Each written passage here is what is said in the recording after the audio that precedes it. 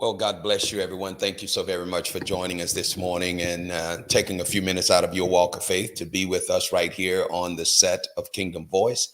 My name is Apostle Lance Bellany, and as always, it is my pleasure to have you here with us and to be a part of the broadcast here on the set of Kingdom Voice. And as always, on each Sunday morning, I want to invite all of you to feel free to participate in the broadcast. You can do so by making your comments. Matter of fact, your comments are not only encouraged, they're welcomed. And whether you agree, disagree, it doesn't matter. It's about the dialogue and an opportunity to learn from one another. As you've all heard me say in so many instances, in so many ways, and so many times, this is about the journey that you're on, the journey for intimacy and the journey of intimacy with Elohim, with God, with the Creator. This is what this broadcast is all about. It's truly about you becoming aware of who you have been created to be and not who you have been told you have to be. Whether you're Black, white, Asian, Hispanic, it doesn't matter. You've been created for a purpose in the earth. And it is the journey that you're on, the intimacy that you engage with, that allows you to realize and to become the fulfillment, the embodiment of that purpose. And that's what this broadcast is about. It is truly about you becoming aware of who you are. Now, many of us are coming from just a plethora, a multitude, a multiplicity of places along your journey. Some are coming from Christianity, others are coming from Catholicism, others are coming from Hinduism and Buddhism and Islam. All of, we're coming from all walks of life, all religious backgrounds, and we're finding our intimacy with the Creator. I want to start this broadcast today talking about what we ought to be engaging with, okay? Who we ought to be engaging with. Our intimacy is with Elohim. You might call him God. I'll call them God, some the Creator, some the divine. It is that being. Some would call it a consciousness. I call them Elohim, okay?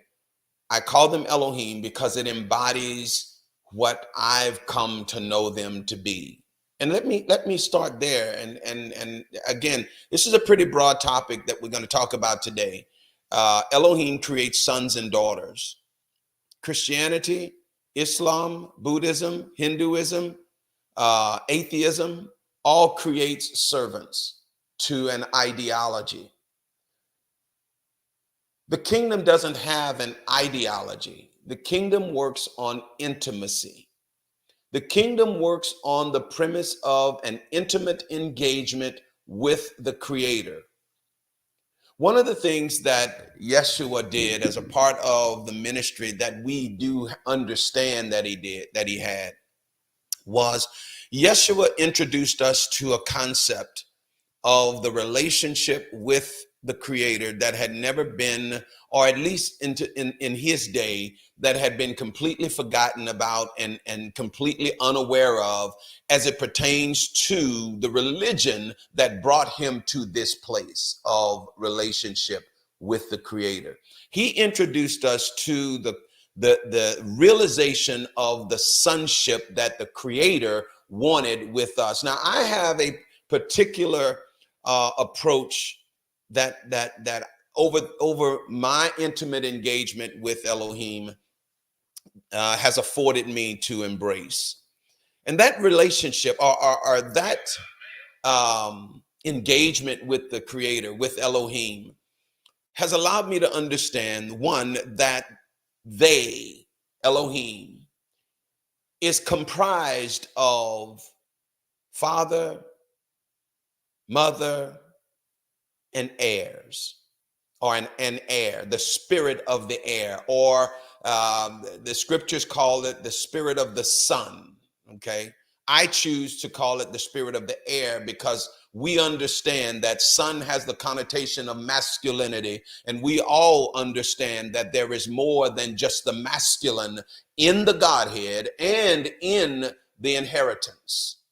There's more than just the masculine. There's more than just the son, S-O-N. There are also daughters. So I choose to embrace the understanding of heir, okay? Because heir can go both ways, sons and daughters. Elohim creates heirs. Christianity, Hinduism, Buddhism, religion. So I'm gonna pause on the Christianity aspect of it and call it religion. Religion creates servants.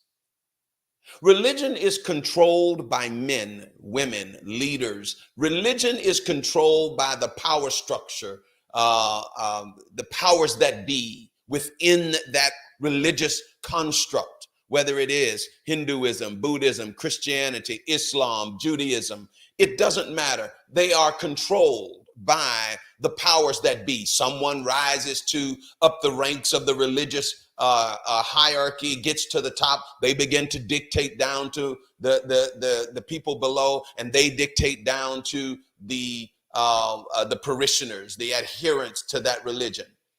And so you're not following what Elohim is saying. You're trusting that what those that are in charge are saying is what Elohim is saying. And that is the absolute antithesis of the relationship that Elohim desires to have with the heirs that they have produced.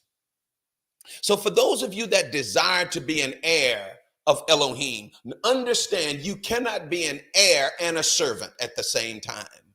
You cannot have your inheritance and have the mind of a servant at the same time.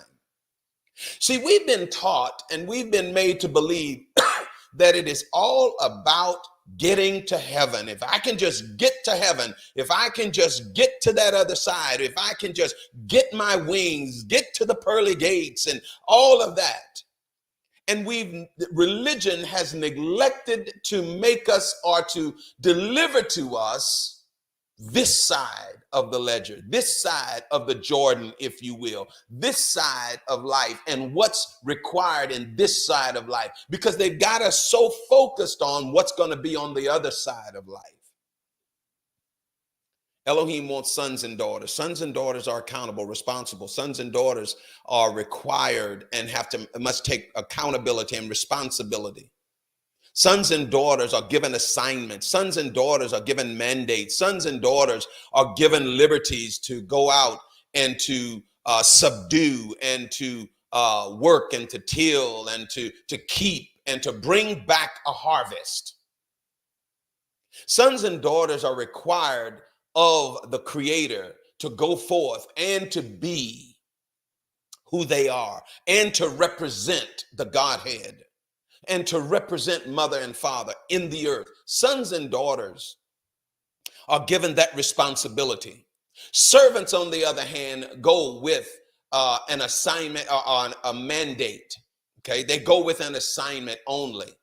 They have no sense of identity with the Creator or with mother and father as an inheritance. They simply operate out of an obligation. Sons and daughters operate out of obedience, not out of obligation.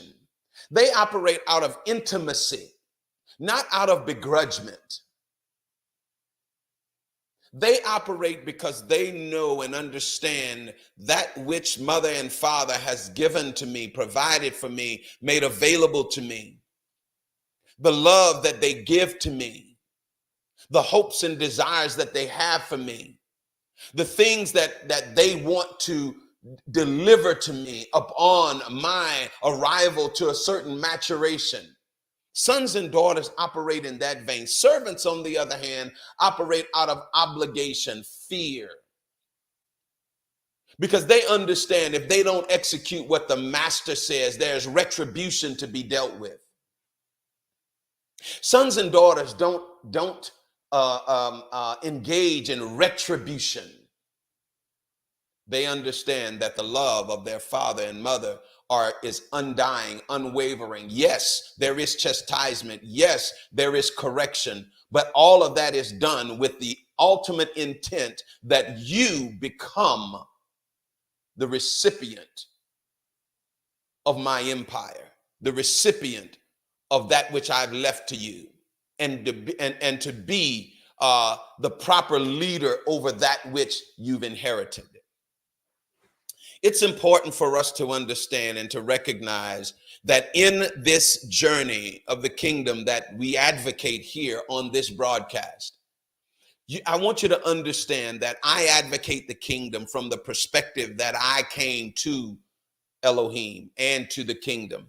One of the things, and you've heard me say this on this broadcast many, many times, the directive that Elohim gave to me when I embraced this journey of my kingdom identity, that which Elohim delivered to me, said this: there is but one creator. That creator is comprised of father and of mother and of the heir, or the spirit of the son and the daughter. Okay. All right. Or the spirit of the son, the child, the inheritor, the heir. Okay. So what I want you to understand is that when you become an heir of the kingdom, an heir of Elohim, when you embrace your inheritance, your identity, when you embrace your new life, you become one with them through the spirit that enters and embodies you upon the born again or the rebirthing of your spirit. You become that. You become one with them. Now, I need you to wrap your head around that little bit for a second. You become one with them. I can begin to tell you all of what that means to me, but that's my journey. You have to begin to embrace and allow Elohim to give you and impart unto you the understanding of what it means for you to be one with them. We've had brothers and sisters in our lives, for most of us. Some of us are single come from single child families, but for the most part, we've all had brothers and sisters in our lives, and we watched one relationship flourish with our parents while another relationship may struggle at the moment, right? We watch relationships differ. Father favors one, mother favors another, and so forth and so on. But yet the parents love their child and all their children to the degree that all of them participate in the family and in the inheritance. I'm talking about a functional family. I'm not talking about these fringe dysfunctional families. I'm talking about a functional family. I can speak passionately about my family. Okay, in my family, when I look across the landscape and of my family, I see my father loved all five of the children that they gave birth to. All five of us were loved. Not all of us had the same relationship with our mother as the other did, or with our father as the other did. But in the end, both mother and father loved all of us in their own unique way. I believe in the kingdom, and this is not a better or worse, it is just a different. I believe in the kingdom. Father, mother loves us. Father and mother loves us, but they will receive us to the degree that we will press into that intimacy with them.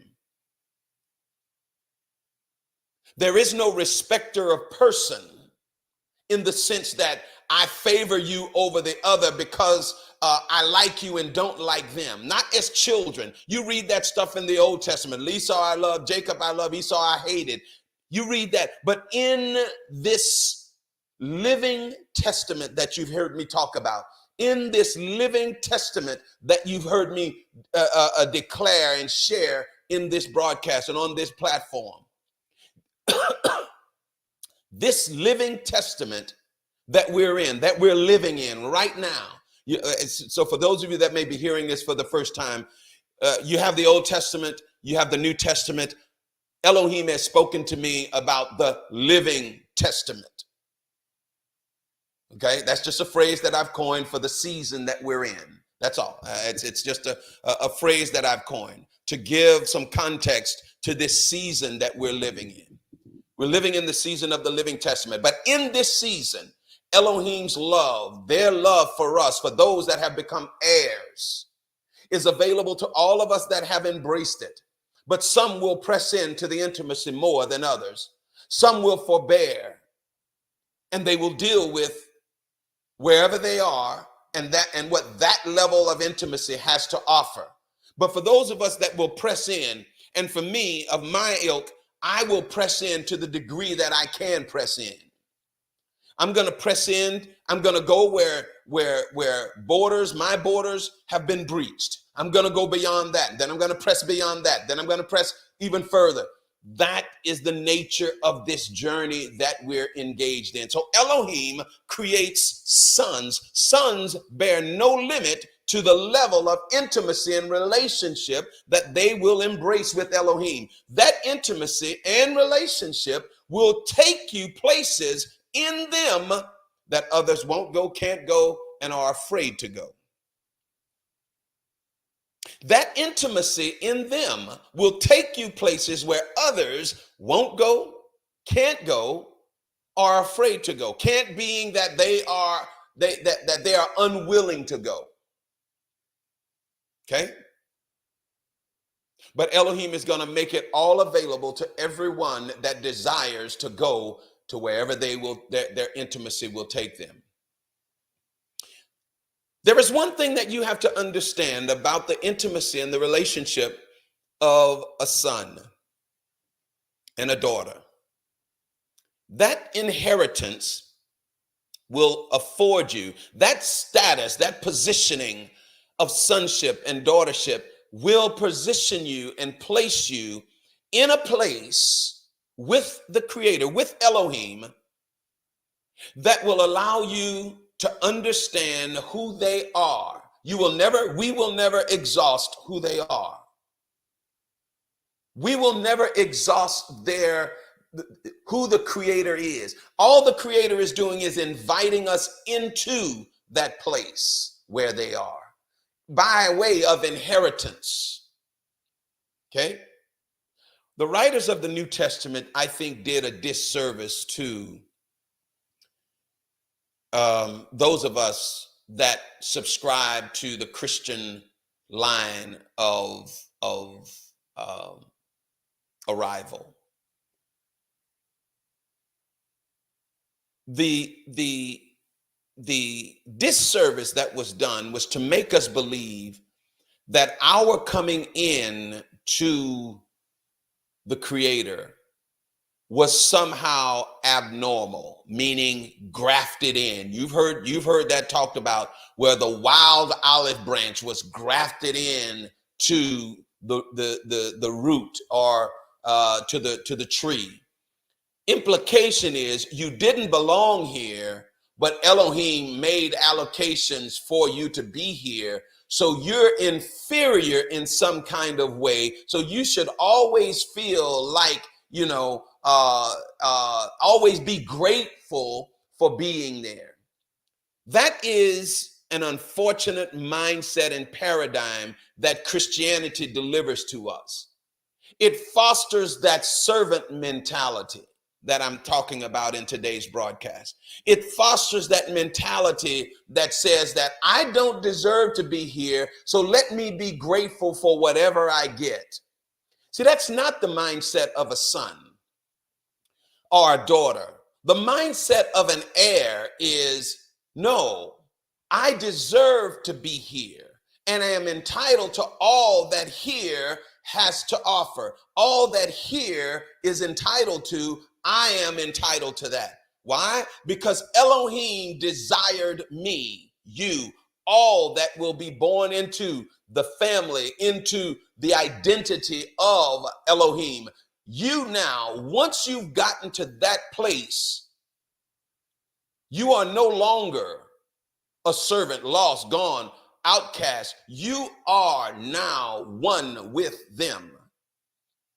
So what must happen is a renewing of your mind, a shifting of your paradigm, a transitioning of your expectations. That's what you must begin to embrace as a part of your identity with Elohim. That's what you must embrace. You have to begin to see yourself as a son and a daughter, not as just one that is a sinner saved by grace, if you will, right? You've heard that before. I'm just a sinner saved by grace. I'm grateful to be here. One would say, the writer in the Psalms even said, it is better to be a doorkeeper in the house of the Lord than to dwell in the tents of the wicked. Now, that might be true, but I'm not a doorkeeper. Don't want to be a doorkeeper. Wasn't called to be a doorkeeper. I was called to be a son. See, the problem that we have in many respects when we embrace the traditions of men is that we get the traditions of men. You get their thoughts, you get their behaviors, you get their identities, you get their ideologies. And none of that may be applicable to the season that you are embracing Elohim. I'll give you an example. I am the youngest of 5 children in my family. I am the youngest of 5 children. My mother and father were young when they had my first sibling. They were inexperienced as parents. They were inexperienced as a couple. There were some mindsets that my father had at the beginning of our family that were not necessarily there by the time I came along. And so the seasons of our family changed by the time I came along. My mother and father were experienced. They knew how to raise a family. They knew what it meant to the consequences of certain behaviors and certain actions and things of that nature. So they were more experienced and positioned to be a parent for me than they were when they had my first sibling. So think of those changes as seasons. So the season in which they had my first sibling and the season in which I came along were 2 different seasons. I could not hold my parents accountable for the season that they had my first sibling in. So when she began to talk about what it was like when they were young, I couldn't identify with that because it wasn't that way in my youth. I hope you follow what I'm talking about. Seasons change, and when Elohim shifts seasons, and they always do, we have to be and embrace Elohim on the merits and on the mandates that they are making for the season that we are engaging with them. See, too many times you are trying to engage Elohim on the season of Paul and the season of David and the season of Jeremiah and the season of all of the patriarchs. Name one, pick one. And you're trying to embrace Elohim on the merits of those seasons, and you're doing yourself and Elohim a disservice. You're stifling your growth and positioning and maturity in Elohim. You're stifling your benefits and privileges in Elohim. I'll give you an example. By the time I came along, when my older siblings were born, my father was a laborer, a forklift driver at the Port of Lake Charles. That's what he was. He worked in the labor union, longshoremen's union. He was a forklift driver, a rice sack thrower. By the time I came along, my father was the union president. He was a local president. Look at the difference in those seasons. He was a laborer when they were young, and he was a president when I was young. My father had arrived at a different place. My mother was a young teacher when they were young, just getting out of college when they were young. By the time I got there, she had been experienced and well loved and appreciated within the ranks and realms of her profession. I got to see my parents at a different level than my siblings did. Now, they saw it as well, but they were young, older, and gone and grown and out of the house. I got to travel with my father as a part of his duties as a president of the local union. I got to travel the country from Miami to California. I got to travel from South Carolina to Los Angeles. I got to travel with them, see the world. I gained a different perspective of life than they did while they were young. I hope you understand that we as heirs and sons and daughters cannot allow past seasons to dictate to us what it must be like and what it must be in our season. I hope you're grabbing this. I really do. I really hope you're grabbing this. It's important for you to understand and recognize that what Elohim is trying to do in you is to create a son and a daughter, not a servant.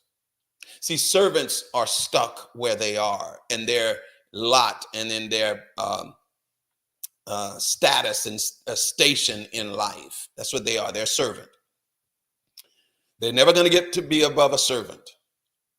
Paul captured this pretty intelligently, I think, in his writing when he starts to talk about how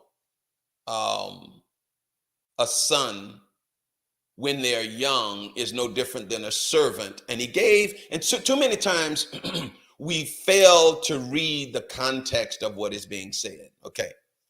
Paul makes this statement in Galatians, I think it's chapter 4, verse 1. The heir, as long as he is a child, differeth nothing from a servant, though he be Lord of all. Point number 1. But is under tutors and governors until the time appointed of the Father. Now, I'm just going to use that as a point to make a point that what Paul saw, even in his generation, is that there is a difference between an heir and a servant. Although there are times along the life and the maturation process of the heir that they are under leaders and governors and tutors, just like a servant is. A servant goes where he's told, does what he's told. A servant behaves the way he's told. And there's a time when the son, the heir, the daughter is in that same position. That's what the tutors and the governors are.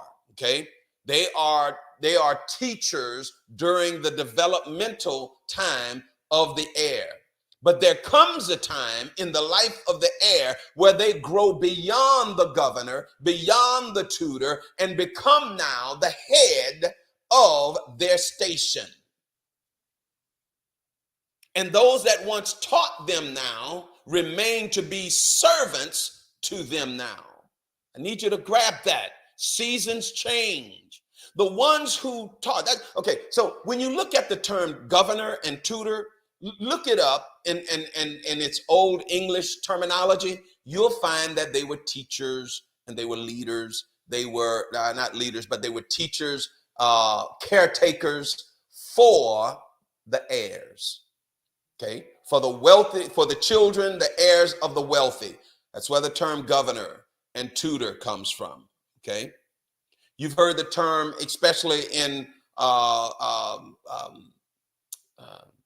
I guess in some of the depictions of medieval life and royal life, governess. Okay, a governess is a lady that cares for the princess.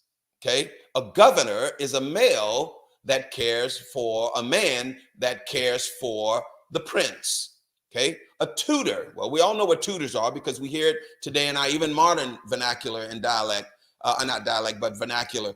A tutor is one who teaches. So you have a caretaker and a teacher. But guess what? Once the heir matures, those caretakers and teachers remain where they are, and the heir begins to instruct them. They become servants of the heir.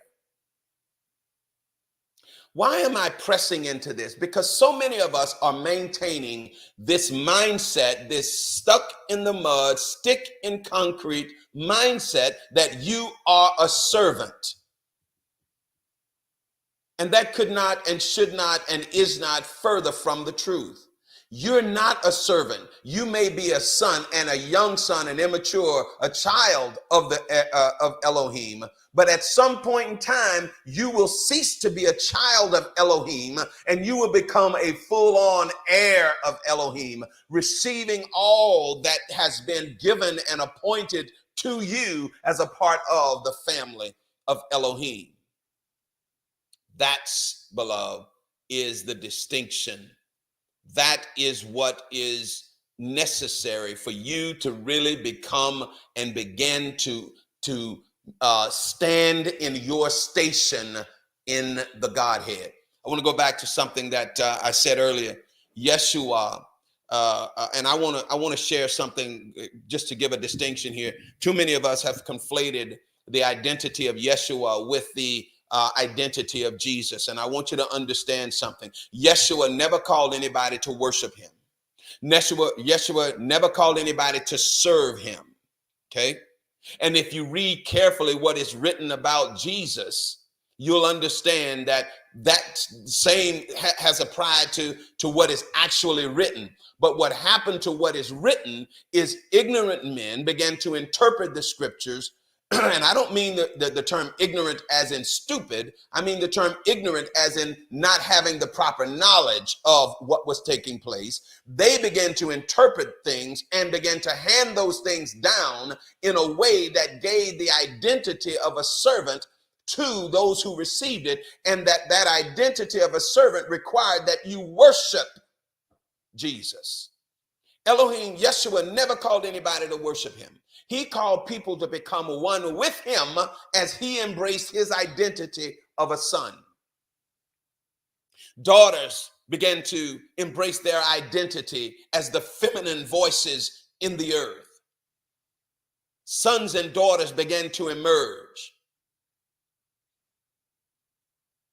The one thing you have to begin to understand about the way the scriptures are written is that the scriptures are written from a place of misogyny. Okay, look it up. It's written from a place of misogyny. And men wrote those scriptures from the perspective of a misogynistic place. And what was written was influenced by their mentality. That's why you can't keep reading this and expecting to understand where Elohim is now. Imagine in the analogy that I gave between me and my older siblings and myself.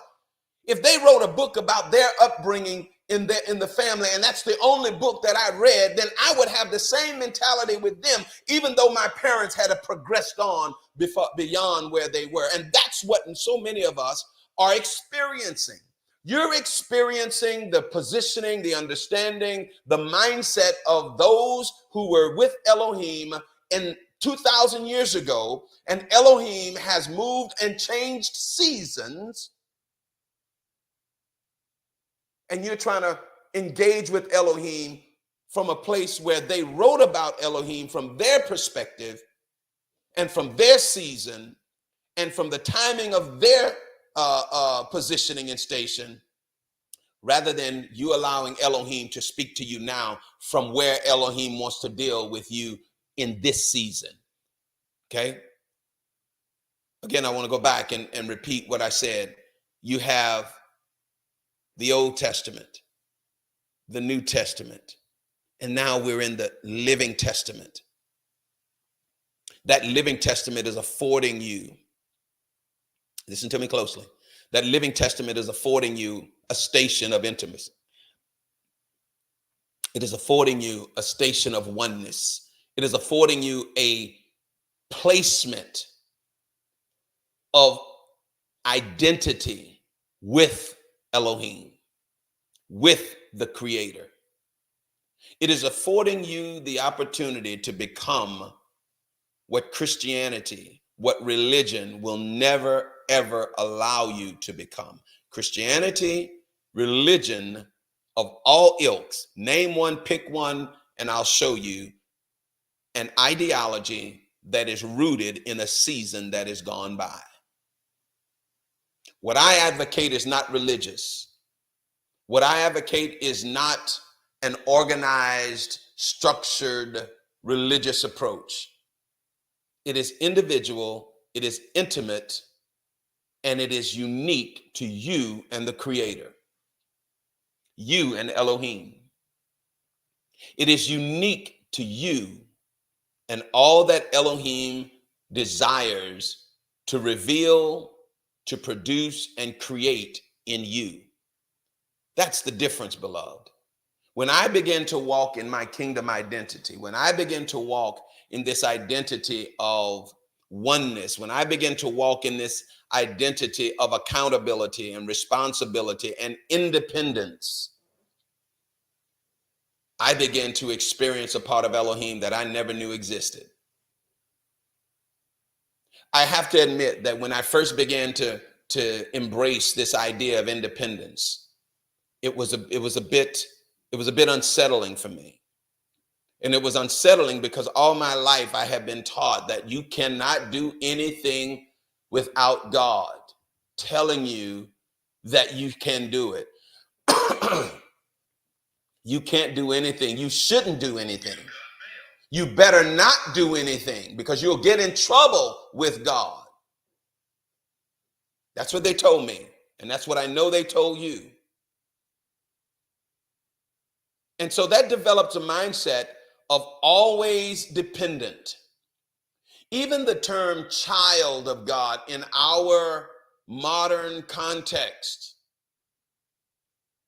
creates the understanding or creates a mindset within us that we are always to be dependent upon God, upon the Creator, upon Elohim, never realizing that what they are desiring to deliver to you is the ability for you to replicate them in the earth.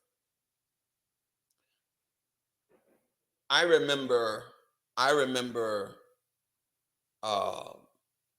in raising my children, the greatest source of joy for me, I can't speak for my wife yet, my wife can speak for herself, but the greatest source of joy for me was when my children began to express independence and desire to go do what I've taught them to do. I've raised 4 children.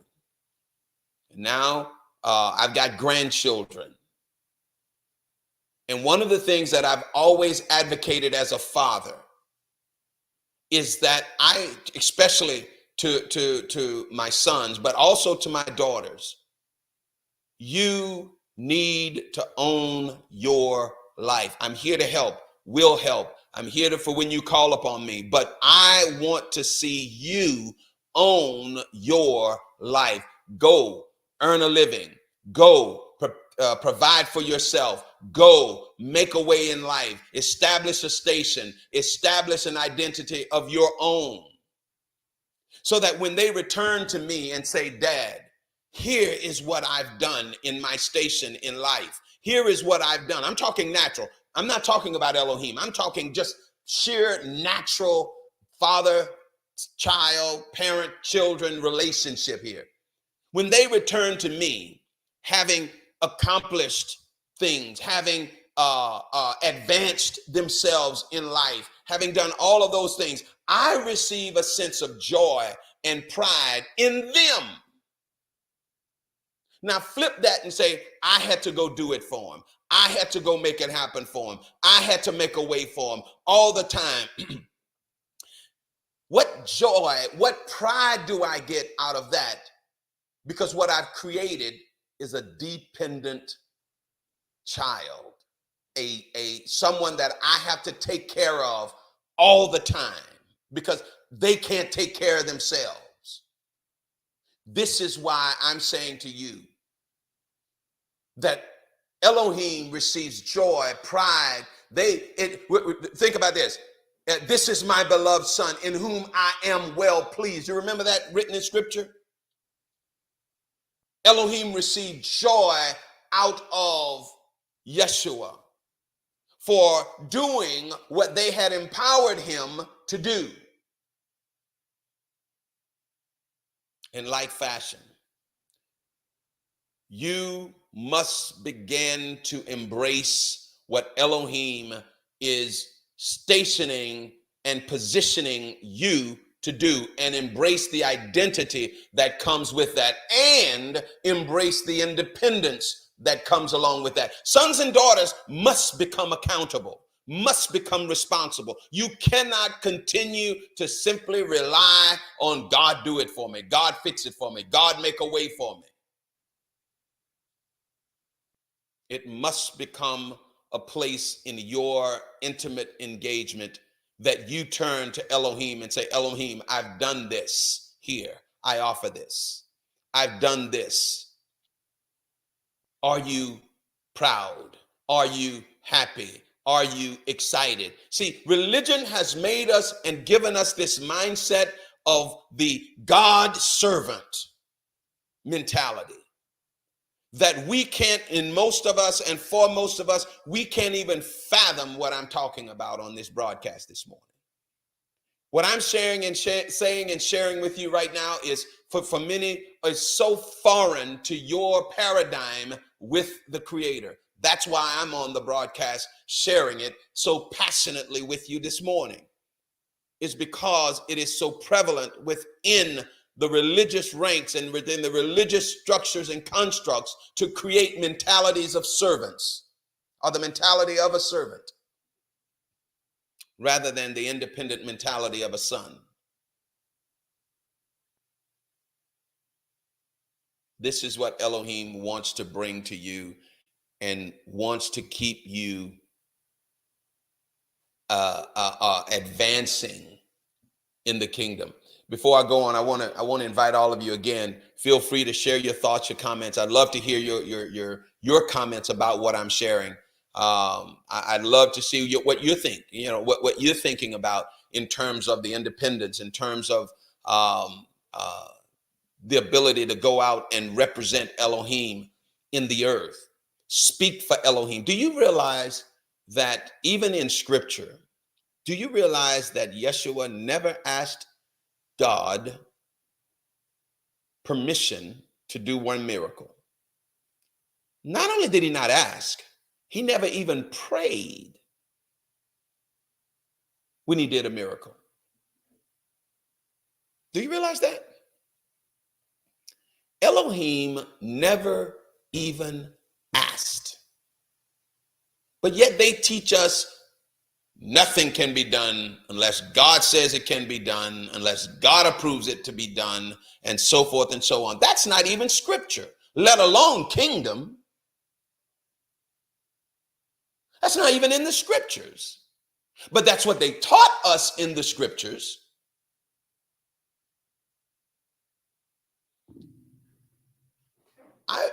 I find it tremendously of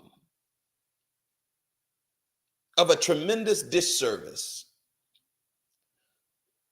for what they taught us, the Scripture said,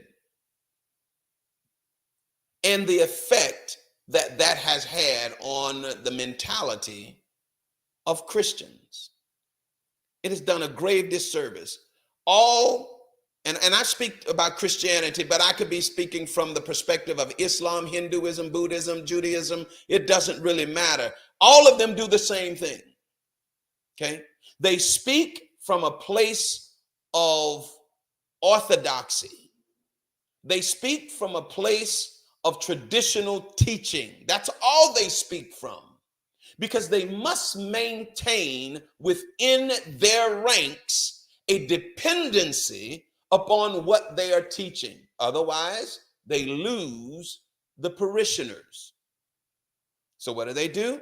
They created this identity that keeps people at a single station, waiting for the afterlife, waiting for the sweet by and by, waiting for the hereafter. So people wait and they die. There's one thing that we absolutely are certain of,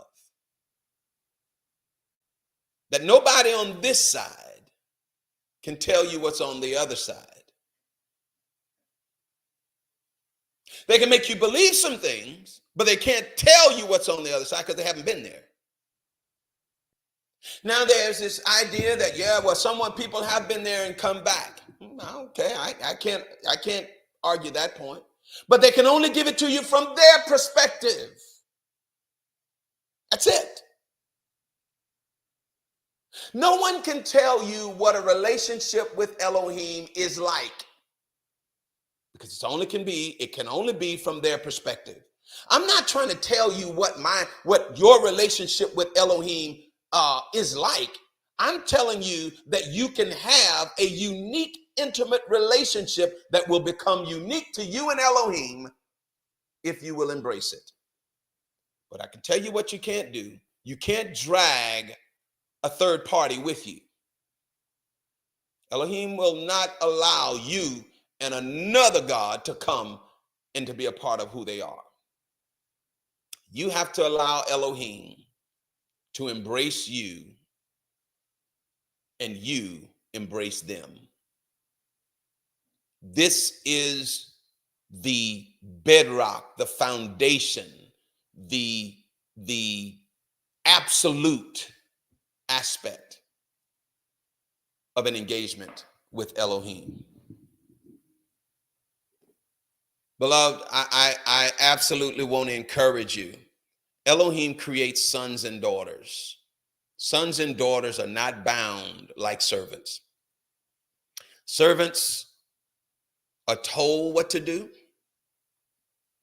They are obligated to do what they're told. And they do not, listen to me closely, they do not have the discretion to decide for themselves. Okay? Servants do not have the discretion to decide what they want to have done. Sons, daughters are given that privilege by Elohim. That privilege comes on the wings of your maturity. Again, let me go to an analogy with the raising of my children. When my children were being raised, I saw the maturity in them. My wife and I saw their maturity. We looked at things like when they were asked to do something, did they accomplish it? We looked at things that when they saw something needed to be done, even though we didn't ask them to do it, they took responsibility to get it done. We looked at things like their grades, in the fact that we didn't have to get on them to study, yet they brought back good grades. We looked at them, asked, was there anything that was necessary or needed that they could go to the store and take care of? These are indicators that they were maturing, and it pleased my wife and I. So much so that we allowed them to make decisions on their own up to a certain level, of course. As long as they were living with us, up to a certain level. But we allowed them the latitude to make decisions. And then finally came the time. Graduation. Off to college they went. And watch what happened to our influence or our mandates upon them. Once they made that leap from home to college, I began to pull back. And I began to say, son, daughter, I love what you've done. I absolutely am proud of where you are, but I need you to understand some things are changing. Had this conversation with my children, had this conversation several times on multiple occasions with my children. But I want you to understand that my influence in your life now is beginning to become less. I'm more of an advisor than a dictator. I'm not telling you what to do. I'm advising you what to do. Okay? I'm no longer making you do things. I'm encouraging you that these are the right things to be done. By the time they left college and went off and started their own careers, guess what my influence was? Well, not my influence, but guess what my mandates and dictates were? Zero. Why? They were gone. They were grown. I couldn't tell them in their own lives, in their own responsibility, what they had to do. but I watched the maturity lead them into doing the right thing, even though I didn't even have to tell them. That's the kind of relationship that Elohim is establishing in the living covenant, in the living testament. That's the kind of intimacy Elohim is establishing. See, so many of us are still back where we're still children with Elohim, and some of us are progressing and moving forward to where we become full on heirs of Elohim in full possession of our inheritance. And for those of you that are still not there yet, don't hate upon those of us that are progressing and moving forward. Don't hate upon us. Watch us, observe us, observe and take note of what you're watching, because it is going to allow you to begin to understand a new dimension in Elohim. See, because I'm no longer operating from that place of begging Elohim to do or having to ask Elohim everything that I need to do. I'm in that place of beginning to understand that Elohim has put in me the ability to choose. I'll say this and we'll move on. It's very interesting. When I was getting ready to get married, it was interesting. This is probably a glimpse of one of those times where Elohim was nurturing me. When I was getting ready to get married, I remember I was in college, and one of the things that Elohim established in me was to begin to pray for my wife. Now, I had never met my wife. I didn't know who my wife was. I knew I wanted to be married. So Elohim pressed upon me to begin to pray for her. And so I just began to pray because I knew that she had to be alive, because she was going to be my age, about somewhere thereabouts by the time we got married. And so I knew she was somewhere in the earth, some young lady in the earth that was going to be my wife. So I began to pray and ask Elohim, protect my wife, watch over my wife, give her wisdom, give her understanding, keep her, whoever she was. I didn't know who she was. And I just began to pray for my wife. And Elohim said to me, when it is time to choose a wife, I have put in you the ability to choose your wife. Now notice what Elohim, what I'm saying, and this is exactly the conversation that me and Elohim were having. At the time, it wasn't Elohim, it was God. But anyway, I digress. I'm going to put in you the ability to choose your wife. And I'll never forget this. So the time came, I met my wife and I proposed to my wife, and like all, start to get cold feet, right? Not cold feet as in the backing out, but you start to wonder, is this the woman? Is this the right person? Is this, that, and the other? And so I began to go back to Elohim and say, Elohim, Father, is she the right one? Should I marry her? And it was very interesting what Elohim said to me. They actually rebuked me. They said, what are you asking? This is literally how I embraced the intimacy that we were having. So what are you asking me for? Why are you asking me? I already told you that whoever you chose, I will sanctify her to be your wife. I will make her what you need as your wife. You choose, I will take care of the rest. That's my guarantee. That's my promise to you. So Elohim, that's the back and forth that I went through.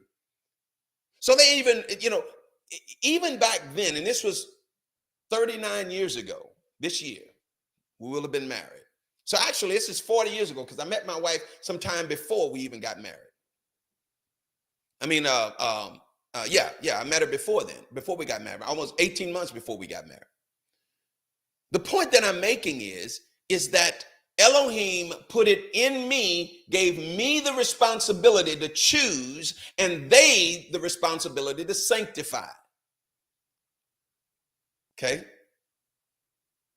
To make and prepare and to make ready, to make suitable. And I'm saying to you that in this season, Elohim is transitioning us and positioning us to be and to make choices as a part of our maturity so that we can begin to represent them in the earth. I like one of my good friends, Apostle Vincent Poole, loves to say and remind us that the scriptures say of Yeshua, it is finished, and he is forever seated on the right hand of the Father, making intercession for us. Okay? Not us praying to him, he's interceding for us. Christianity has flipped this thing around and made us pray and ask him. But anyway, I digress. And Apostle Vince loves to say that his work is finished. He ain't coming down here and doing anything else. He did what he was supposed to do. And what his role was to get me the opportunity to be who he is and like he is and what he is, which is a son and daughter. That's his role. That's what he did. Christianity turned the message of Yeshua into the religion about Jesus. I'm going to say that again.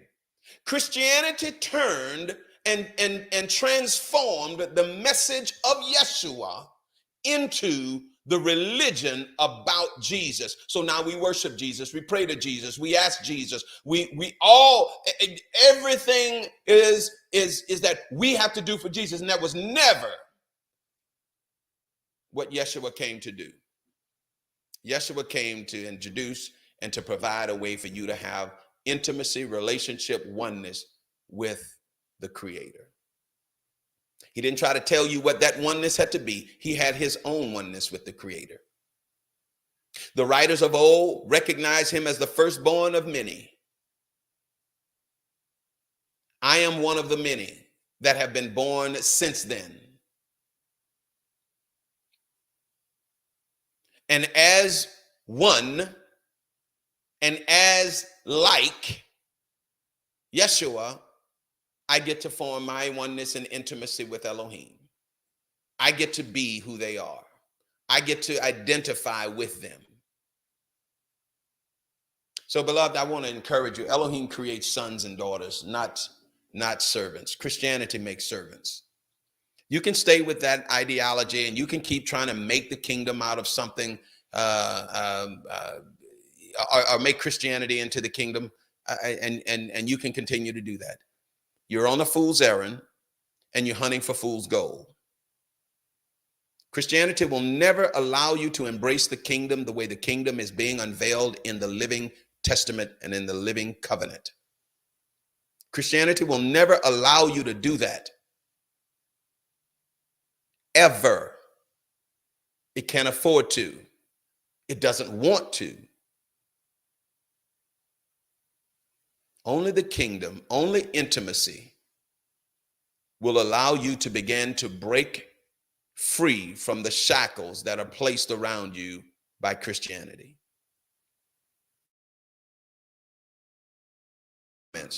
And please continue to share your thoughts and your comments. I'd love to read them, and we are going to read them as we get ready to come to an end. But Christianity will never allow you to do and be what Elohim wants you to do and to be. Christianity will only, and again, I say Christianity, let me back off that. Religion will never allow you to do and to be what Elohim wants you to do and be. It will only allow you to do what they say you can do.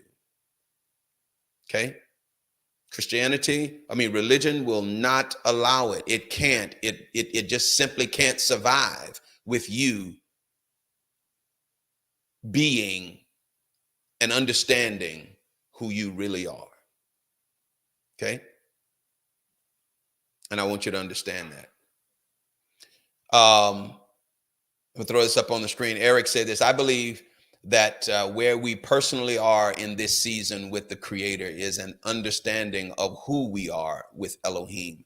Understanding that position and knowing who you are your intimacy will allow your relationship to give you command authority. Absolutely, Eric. Absolutely. You hear me talk about commanding the kingdom. Your station in the kingdom, your station in Elohim will begin to allow you to command the kingdom in your station, at your station. And when I say at your station, I mean that wherever Elohim has assigned and appointed and commissioned and mandated you to be, you'll have command authority or in that realm, in that area, right? And that's what Elohim wants you to understand. Yeshua had the authority to command life and death because he was the bearer of life and death. He came to give life and give it abundantly, right? He came that we all could begin to enjoy life. And so as a result, Yeshua had all authority within the realm that he was given assignment.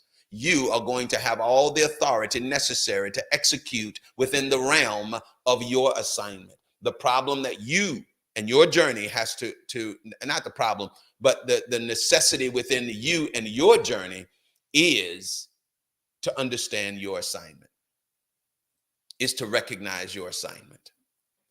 And so these are the things that I want you to begin to understand. Good morning. Okay. Thank you, Lady Jolene. Good morning. Got blocked on YouTube earlier. The word you're delivering is straight from Elohim. It's interesting. Thank you, Lady Jolene. Elohim in this season, in the creation of sons and daughters, really desires us to break out of and break away from the fear that has been created in us by the rhetoric and the rhetoric of Christianity, the rhetoric of religion. It is amazing how that in all religions, you have to adhere to strict tenets, to strict beliefs, to strict ideologies. You have to adhere to those things. And the minute you begin to stray from those things, they kick you out of their ranks. That's the nature of religion. That's not the nature of the kingdom. Your journey is unique to you. Your journey is unique to you and Elohim. And as you receive liberty in Elohim, you have liberty to go. Who will stand in judgment of you when you've gotten and received authority from Elohim? Who's going to stand in judgment of you? This is why Yeshua can say that the wicked one has nothing in me. He can't judge me. How can he judge me when he didn't give me the assignment? How can Christianity judge you when Christianity didn't give you the assignment? Buddhism, Hinduism, Judaism, Islam. How can they judge you when they didn't give you the assignment? It's like me telling my son thus and so to do, and then someone else comes and says that you're not doing. Well, you didn't hear what I heard my father say. Even in the Old Testament, there is this story that's written about the young and the old prophet, where the young prophet got the word from the Lord to go do a certain thing, and then along comes the old prophet who got another word from the Lord to go tell the young prophet something other than what he received from the Lord. And the young prophet listened to the old prophet and got in trouble because the old prophet didn't get his assignment. The young prophet didn't get his assignment from the old prophet. He got his assignment from God. So the old prophet could say whatever he wanted to say, even though he got it from God. I didn't get it from God. Christianity has nothing in me. Religion has nothing in me. They can't judge what Elohim is saying to me.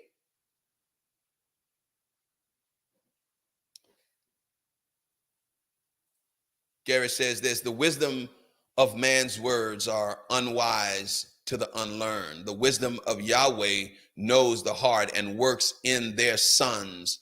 Level of learned wisdom. Great to be a son with a father and mother that works in your level in your level of understanding. Gary, I love that. And that's the beauty of intimacy. Intimacy works at your level of understanding, at your level where they find you, where you've matured to. They're going to work with you in that place, period. Whether you're an infant, adolescent, preteen, young adult, full-on mature adult, they're going to work with you. They're going to instruct you. They're going to guide you and nurture you along that path. And then when you become and when you desire independence, they will notice it and recognize it and begin to work with you accordingly. I love it, Gary. I love it.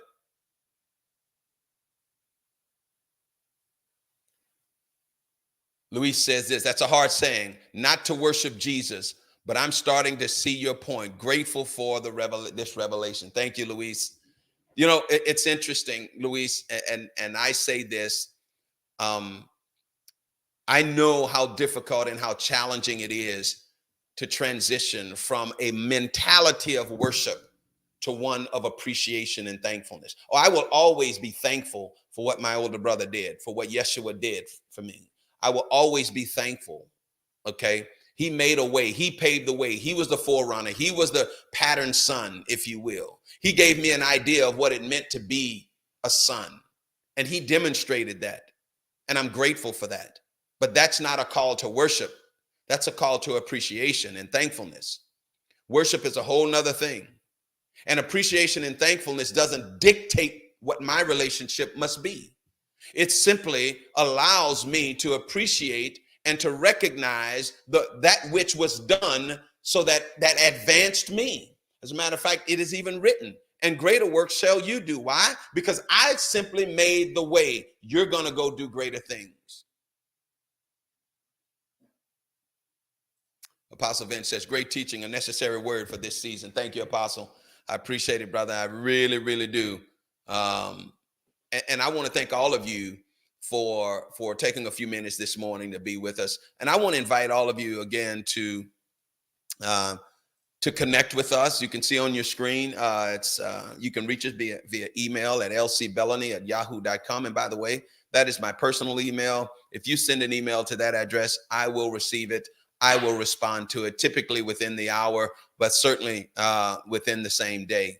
Our website is rotruth.org. Please visit and share the website with others. You can find more information on our website about what we believe, our relationships and connections with other kingdom voices in the earth. And it would really mean a lot to us to hear from you. You can reach us by podcast on Kingdom Talk on the Spotify platform as well. If you'd like to mail, you can do so at 214 Remington Road, Huntsville, Texas, 77340. And for those of you that would like to make a contribution to the broadcast, please feel free to do so. You can do so on the Cash App platform at $LC Bellany or on the PayPal platform at LC Bellany. So thank you so very much, everyone. I really appreciate you taking a few minutes this morning to join with us and to be a part of the broadcast. And it really means a lot to us to have you here, to be with us in working this, this journey that we're on, because that's what it is. This is a journey. I'm not dictating or mandating anything in terms of how you engage your intimacy. If there is a mandate that I am declaring, it's only because I'm hearing Elohim say it. And I know if I'm hearing it, there are others that are hearing it as well. And that is, this is a season of intimacy. This is a season of sonship. That sonship and intimacy breeds maturity. And that Elohim is saying to me that we're in a season, and the overarching umbrella over this season is that of a living covenant, a living testament that we're experiencing in the timeline, in the season of Elohim. Amen. Well, God bless you, beloved. Thank you again so very much. Join us again next Sunday morning at 10:30 a.m. Central Standard Time for another episode, another broadcast rather, of Kingdom Voice. Until then, be well, be blessed, and we'll see you again next Monday. God bless everyone.